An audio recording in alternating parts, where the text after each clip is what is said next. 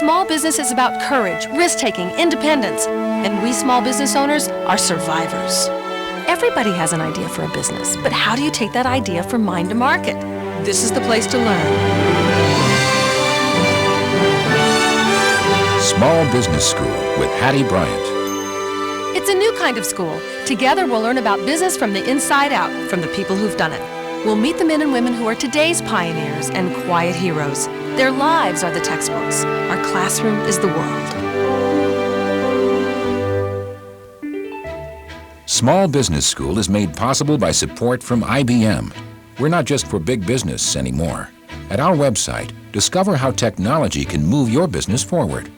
When it's your business, everything matters. IBM. And by Southwestern, providing learning solutions in business and economics. Southwestern is part of the Thomson Corporation.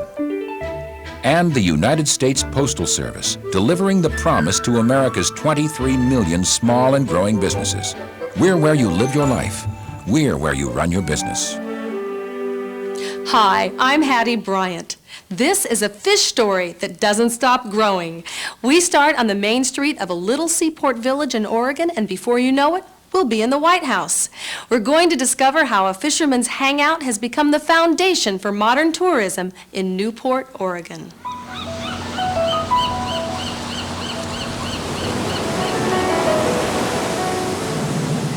Moe's has kind of become its own little entity where I just feel like I'm the caretaker of a legacy.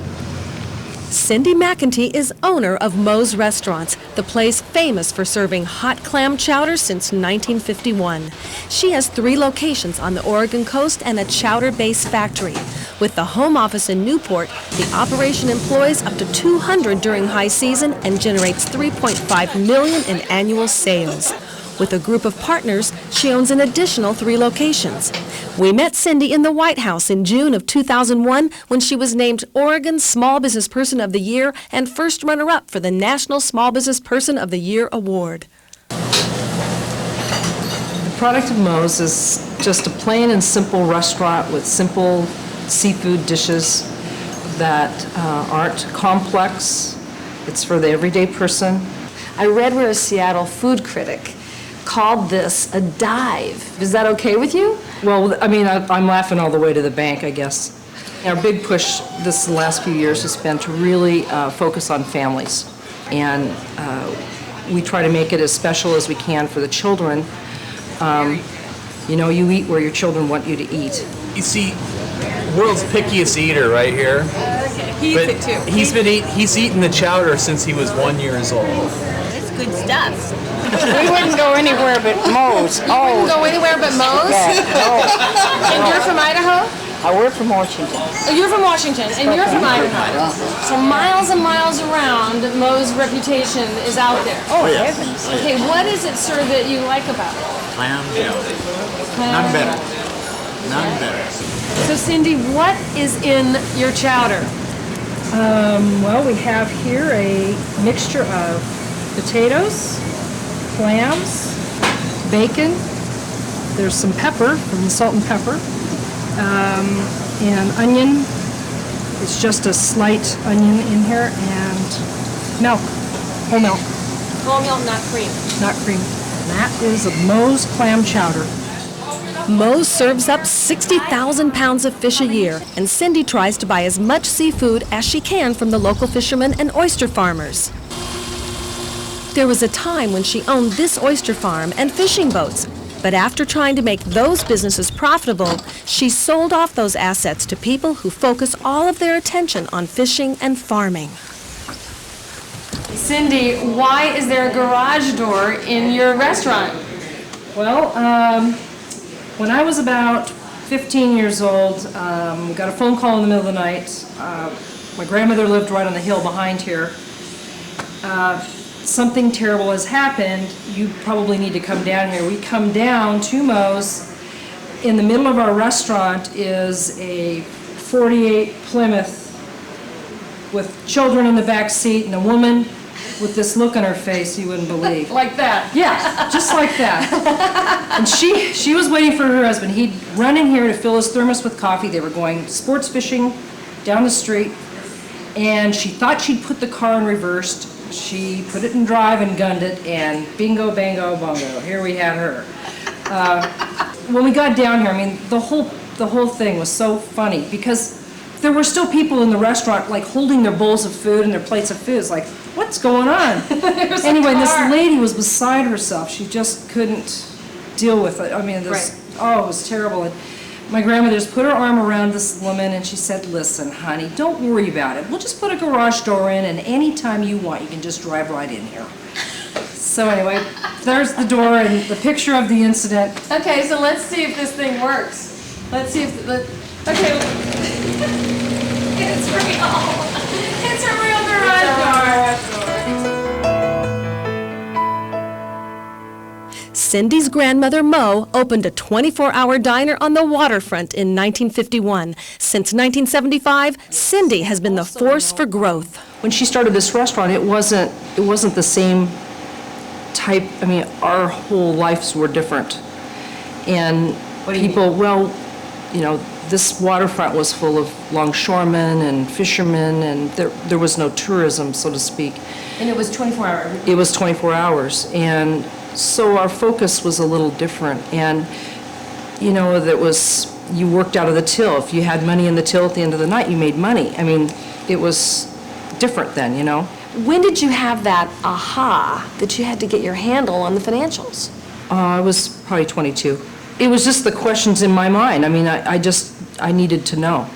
And I thought it was so loosely wrapped. I mean, basically, her whole management style was very loose, and it was kind of carefree, and it just wasn't, it just didn't give me the answers I needed, you know, and without her need to know the answers, I thought, well, it's not going to disrupt anything. She can sit and do the long division. I can do these at home at night, and it won't disturb her way of doing what we do here. Every day you stand in the kitchen. I was a cook, and I stood in the kitchen, and I was, you know, I come to work at 4 o'clock in the afternoon and work till 10 o'clock at night cooking, and there's a line out the door the entire time that I'm working. And it was important to, you know, is this money going to stay with us? I mean, are we paying for the goods that we are buying?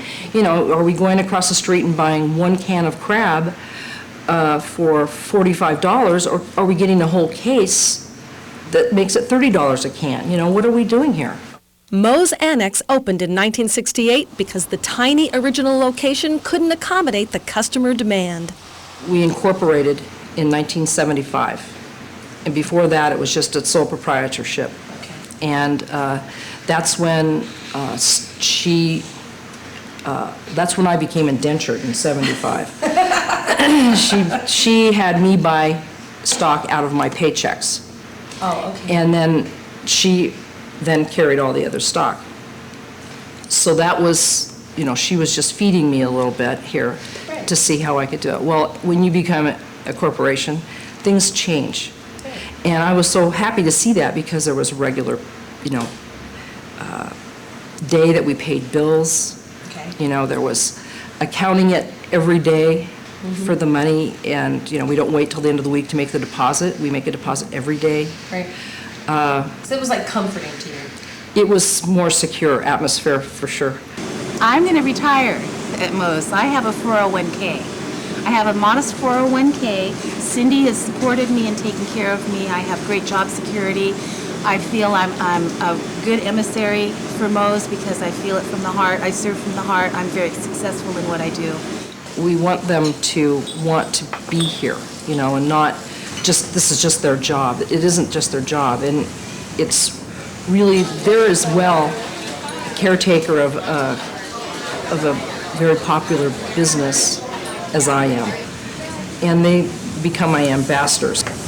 You always got to say thank you to your cook, even if it's a small thing. We have monthly meetings where the whole staff comes. I want them all to say something. They're always like 15-minute little training sessions, or a half hour sometimes. I often have a person there that maybe has a technique on customer service. Right. We have customer comment cards, and I bring the comment cards, good and bad, to the meeting. We make sure that the people know all the good things that were said about them, if it's personal. Then there might be a comment like, the food was cold, or, my fish was undercooked, or my fish was overcooked, or the chowder wasn't hot, which is like a cardinal sin. Those things, we bring them up, it's like, hello, the chowder wasn't hot? Can anybody explain this incident? And we have the day and the time that it all happened, so we know exactly when and where. So it's discussed as a group, and if there's a decision to make, what should we do about this? There's like maybe 15 key personnel people, and those are the people that have worked here 10 or over years. And I let them look at what I have to deal with, and, okay, you guys, it's a group decision here. It affects every one of us, so. Do you think it's critical, that helps you, to share numbers? I mean, so that when you share numbers, people here understand you're doing this FICA match, you're putting dollars in their 401k plan, and that helps. It does help, because they become aware, how much do dishes cost? This is how much dishes cost. When you drop that tray of dishes, this is how much it cost. Now, I took them all to Hawaii a couple years ago, and Wait a minute, everybody? everybody, How many people? I think there were 47 of us, Everybody went to Hawaii. everybody.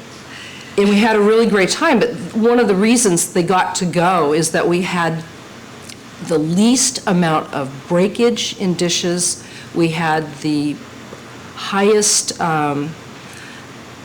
we had no accident reports. I mean, it was one of these incredible years. It wasn't necessarily a good business year, but it was a really good year all the way around otherwise. It's a personal relationship. It's a boss and employee, but it's also a friend and a personal concern with your life, your family. We do a lot of stuff like that. We'll do, they're kind of like working weekends, make arrangements for maybe 12 or 14 of them with their spouses, and we'll go to like a restaurant show. Right. And so they love those things as they see the new products and new things available and things that might make their job easier, like pan liners for our chowder pots. Now there's not someone scrubbing pots at 11 o'clock at night anymore. They pull those out, each pot, and throw it in the garbage, and they can basically run those pots right through the dishwasher now. When I was a waitress, our menu was on the wall back here up on the blackboard, and my grandmother had a little like prefaces before you get to the menu. Hi, crowd right in, join whoever at any empty seat in here. You'll be sitting with people from all over. The service is lousy, but the food is great. I took offense to that because I worked my buns off in here, and taking care of people and doing everything, that their slightest whim, they would get whatever they needed, But my focus was giving our customers the best service that we could possibly give them. And that all took education, there's constant training, there's all sorts, there's a lot of attitude adjustments for some people that might come in here new. How do you deal with certain customers? I have given them the rein. I know that they'll take care of that customer the same way I would. How did you get the idea for the necklace? We had one gal who, she'd worked here for 26 years, and she's my age. She's, probably a couple years younger, so she's in her 40s, late 40s. And she decided she just was tired of waitressing. I thought, God, I got to do something for Renee. I really have to do something. And that's when the bowl idea came up. Yeah. So I designed this little bowl, and I called a jeweler up in Glen Eden Beach. And this is the prototype. Right. And he put a diamond in mine because I'd been here for 30 years. And I put a diamond in hers as well because she'd been here as long as I had. Right. So that was kind of the beginning. We had the first two, and then I started looking at dates. I mean, it wasn't, I hadn't meant for it to be a 10-year anniversary, but it ended up being that way because I looked at how many people had worked here and devoted themselves to this place and loved it. So I was like, hey, I got to give them something. So on the 10th anniversary of everybody's employment here, they get one of these bowls. Moe's is a national treasure. It's like a landmark or a state park or a shrine. People drive for miles to eat there. Some even told us they had flown in to eat at Moe's. Of course it's the food. Every restaurant owner will tell you their staying power rests on the quality of the food. Good service cannot make up for poor ingredients or stale bread or wilted lettuce. But it is more than chowder. Now it is a story to tell. Cindy loved her grandmother and what she stood for, and Cindy says she is now the caretaker of a legacy. Okay, but Cindy has been part of this story for 40 of the 50 years. And Cindy knows that these stories about her grandmother capture a bigger truth. We all want to be outrageous. We all want to be givers. We all want to embrace the world in its fullness. These stories about grandmother will always abide. But with grandmother alone, the business was barely profitable. Let's analyze what's going on. When Cindy was 21 years old, she asked her grandmother if she knew how much they were paying for clams. Mo said she didn't know. At that point, Cindy began installing accounting and food preparation systems. Moe's never made much profit before Cindy started her sharp pencil techniques. At the same time Cindy was working to improve the internal processes, she was also telling stories. Stories about how Moe gave plenty of fishermen food even when they couldn't pay, and about how the lady who drove her car right into the restaurant stayed to eat. The storytelling builds the legacy. Storytelling makes us bigger than life. Try it yourself. Formulate your stories, publish them on your website, make them part of your marketing effort. Do this, and 30 years from now, you will be the caretaker of a legacy. This is the famous Yaquina Head Lighthouse, Newport's pride. Oregon's 400 miles of beaches attract thousands of tourists to the coast every year. But for Cindy and her husband Bruce, this is home. Married since 1971, the two walk the beach every day. Bruce has his own construction company, and their 2 children work for Cindy. We went to a stunning spot to meet their daughter, Gabriel, who runs the sweetest Moe's at Otter Rock, which opened in 1972. When I first started working at Moe's, I was 12 years old. And what were you doing? I was a dishwasher. That was the time before we had electric dishwasher. We had 3 sinks, soapy water, clear water, and sanitizing water. And I stood there all day long, washing dishes. 1, 2, 3. And I went to college at the University of Oregon, and I do not have a degree in business, although everybody asks that must be what my degree is, but I have a degree in sociology and a minor in women's studies. This is my family business. I feel strongly about participating in that, and as a waitress, I feel like I'm really connected to our customers, and I can hear straight away from them, how they're feeling about, the environment they're eating in, what food they're eating, and it's just the best connection in my point of view to keep connected to the public, which is the only way we can sort of keep on top of our game as a restaurant. Okay, Yep. thanks a bunch. You bet. Have a nice day. And I got to tell you, the tips are great. We have Sunday dinner, all of us. And do we talk about business? We never talk about business at Sunday dinner. Moe's is not part of our, it doesn't enter there. This is like the no-mo zone. And then on Monday morning, we'll all show up at the office. It's head on, as usual, and there's personality sometimes, siblings don't work together well. Right. I think counseling, family business counseling is probably imperative. It is. And to seek it. Make sure you seek it out, because it's not going to come to you. You find it and do it. There's so many sad stories, Cindy's son Dylan runs the Chowder Base factory, but he didn't start at the top. I peeled potatoes for the Chowder factory when it was on the 2nd floor of the original Moe's, and I think I still have scars on my hands to prove it. We had hand-peeled potatoes, large 100-pound bags of potatoes. My second job was picking blackberries, But my first real job that I actually earned a paycheck was washing dishes at Moe's West. And when my grandmother ran that. My dishpan hands every night. I had to quit playing baseball because my grandma said, "You need to be washing dishes." I got 2 bachelor's degrees, and now I'm just trying to figure out how to use them. So. When I graduated from the University of Utah, I had a degree in hospitality management and a minor in business. I thought, well, this will be great. I've now had the tools to go home and work with my mom's company.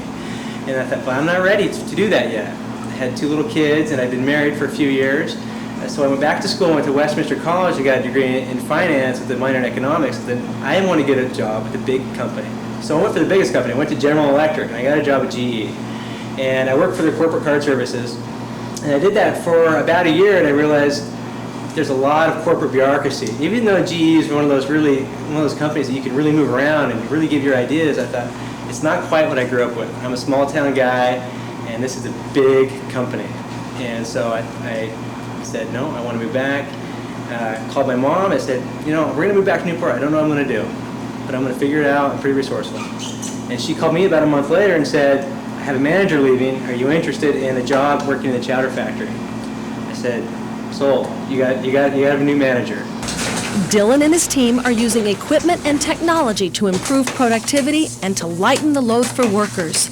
Their daily product is served in all 6 Moe's locations, a few other restaurants, and frozen for sale in grocery stores. This is our newest addition to our chowder factory. But we can do now with 3 people twice as much chowder with this machine. As you did with 7 people. Yes. Okay. It means revenue to me. $70,000 worth of awesome technology that I hope wasn't one of my big mistakes. What do you think your mom does that makes her so good at running a company? She gives her managers all the tools they need to work and manage their department. I really respect her for how she's run this company, and I didn't get a feeling for that until I worked for General Electric. When Cindy is not working on her business, she works on the business of making Newport a destination. Tourism has quadrupled in the last 10 years, and business leaders are working to continue the trend. Cindy has been instrumental in attracting artists to create more than a dozen murals, including this Wyland. It's exciting when you can do something, when you impact a neighborhood. When we have our 50th anniversary, which we did this year, we decided to thank the community, and so we had decided that 50% of every ticket, for every table of people, 50% of their ticket cost would go to whatever little community charity they wanted. And we did that one whole day in all 6 of our restaurants. So each community had its own, specific little. Did you add up at the end of the day how much money you guys gave away? Yeah, it was about $18,000. It worked really well. I think that most of the people couldn't believe it because it was like, you mean 50% of your profit? No, if you eat $10 worth of food here, $5 is going wherever you want it, okay? I don't think people really believed that was happening until the checks started going out. And so we're going to do it again next year. So what does it take? What does it take inside? I think it takes tenacity and drive. You really got to have a drive. If you don't have the drive or the passion to make it work right, I don't think it's going to work. People know when you like and care about your business. People know. Your customers know. Okay. And what about the future? The future's working upstairs right now and across the street right now. My children have joined this company, and hopefully they're determined to they've made lots of changes. I mean, I took my grandmother to the calculator, and they have taken me to the web. We are doing it right. We're trying. You're doing it. Of course you need excellent accounting and efficient processes, but just like Cindy, you can tell your stories. Do this, and 30 years from now, you will be the caretaker of a legacy.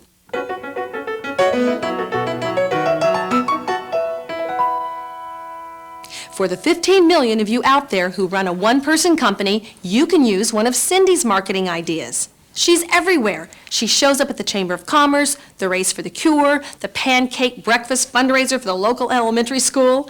As a volunteer, you can network, and even better, when the list of volunteers is published, nobody knows if your company has one person or 100.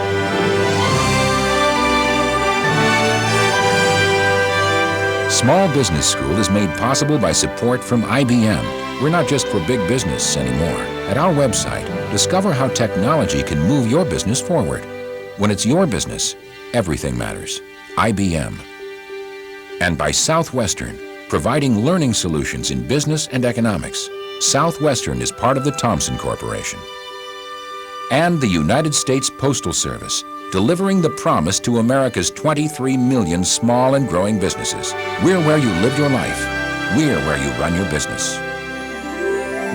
If you want to learn more about starting, running, and growing a business, come to our website, smallbusinessschool.org. There's streaming video and interactive study guides. The only way we can compete with big business is to be faster, smarter, and better. We are the engine of the American economy. We create the jobs.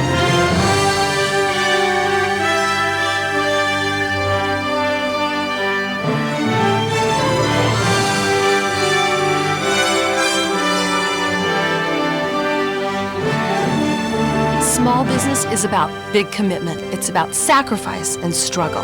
But we do it because we say, if I don't do this, my